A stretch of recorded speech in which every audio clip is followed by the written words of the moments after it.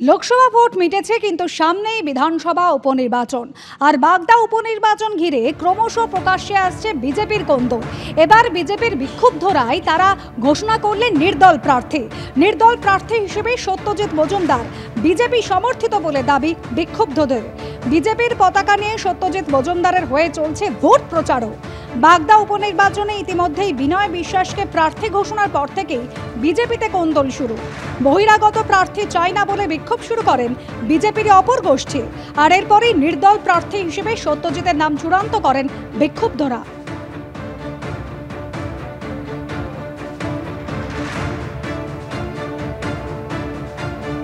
BJP প্রার্থী selection হয়েছিল, কিন্তু আমাদের সে বাইরের প্রার্থী বলে আমাদের কোনোদিন পছন্দ না।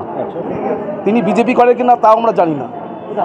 তার জন্য আমরা এখানে নির্দল হিসাবে আন্দোলনপ্রধান সত্যজিৎ মজুমদারকে আমরা নির্দল প্রার্থী হিসাবে সিদ্ধান্ত নিলাম। এখানে সবাই বিজেপি কর্মী। যে বাগদা ব্লকের যে বিজেপি প্রার্থী হয়েছে এ সুইটেবল নয়, এবং এ আদৌ বিজেপি করে কিনা আমাদের সন্দেহান আছে।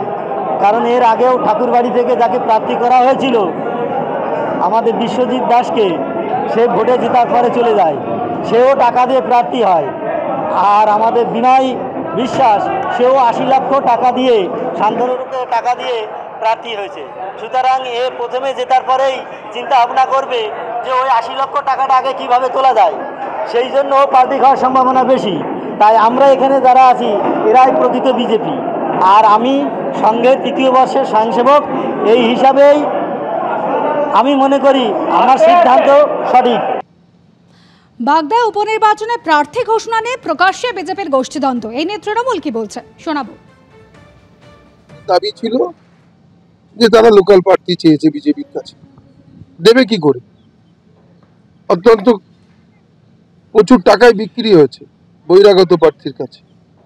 আমরা শুনেছি তারাও এটা জেনেছে এবং প্রকাশ্যে, এবং এখানেও একাধিক লোকের কাছ থেকে টাকা তোলা হয়েছে তাকে প্রার্থী করবে বলে, কিন্তু তাদের প্রার্থী করেনি।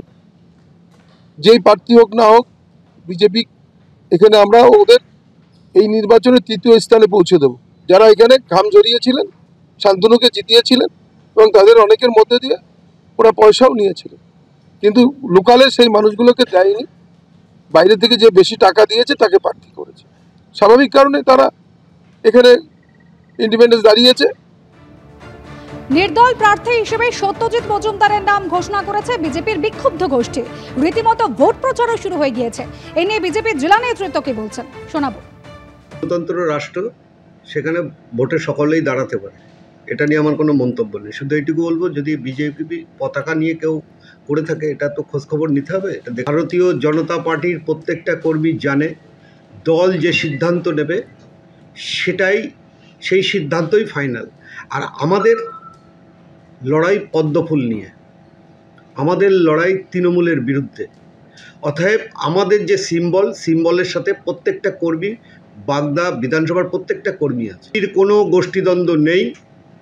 আগেও বলেছি, আজও বলছি, মান অভিমানে কেউ কিছু হয়তো গতকাল বা পরশু কেউ কিছু হয়তো মন্তব্য করতে পারে, মান অভিমানে সব ঠিক হয়ে যাবে। এবং কিছু ঠিক হয়ে গেছে, আর অল্প কিছু আছে সেটাও ঠিক হয়ে যাবে। কারণ সবাই সিম্বলের সাথে, সকলেই দলের সাথে, দলের বাইরে কেউ নেই।